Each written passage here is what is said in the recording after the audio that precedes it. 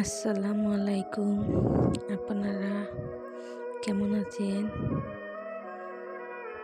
আজকে আমি খুব কষ্টের মন নিয়ে কথা কইতাছি। আজকে আমি আমার অসুস্থ মেয়েটারে লইয়া অটো গাড়ি করে গিয়েছিলাম জন্ডিসের কবিরাজের বাড়ি। কয়েকদিন ধরে আমার মেয়েটা অসুস্থ ছিল, ভালোভাবে খাওয়া দাওয়া করে না, কান্নাকাটি করে, সব সময় তার ভালো লাগে না, এইরকম করে।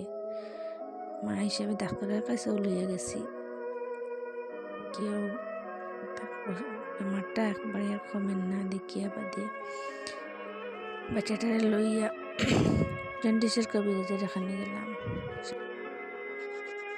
মা হিসাবে বুকটা ফাইটা যায়। বাচ্চাটা আমার কোলে শুইয়া থাকে, শক্তি নাই কথা কইবার।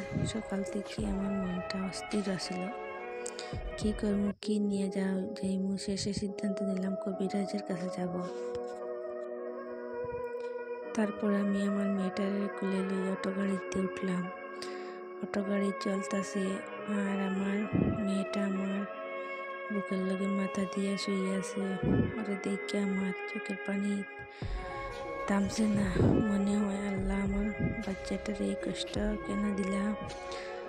রাস্তার যখনই লাগলে ও আমার কাপড়ে দৌড়ে ধরে মা মা করে ডাকে।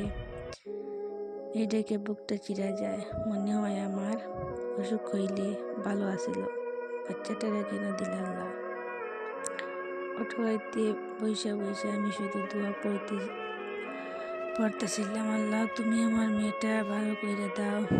কবিরাজের বাড়ি পৌঁছাইয়া আমি ওর খুলে নিয়ে নামলাম। তখন একদম চুপ।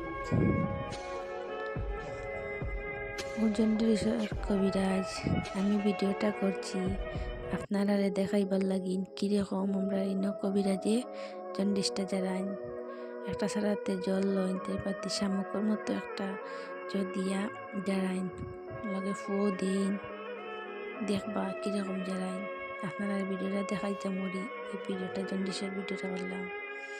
ওখানে নিয়ে আমার মেয়েদের জন্ডিস জারাইছি। কবিরাজে দেখে কইল, মা বই পাইও না, জন্ডিস হয়েছে। এই কথা শুনি আমার চোখ দিয়ে পানি পড়া শুরু হইল। আমি কইলাম, কবিরাজ আমার মেয়েটা ভালো কইরা নিয়ে দেন।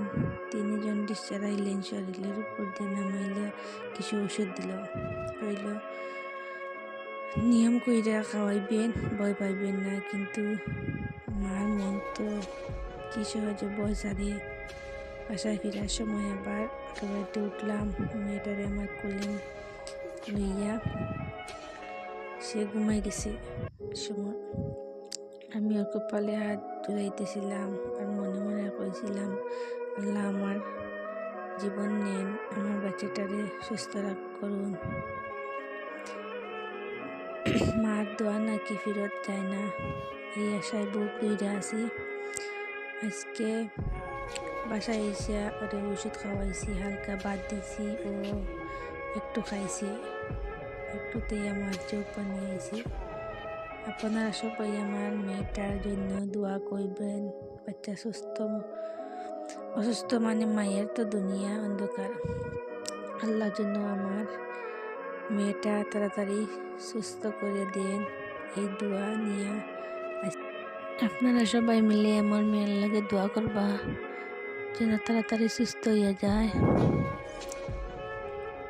বাচ্চারা তো অসুস্থ হইলে কিছু কইতেও পারেন না।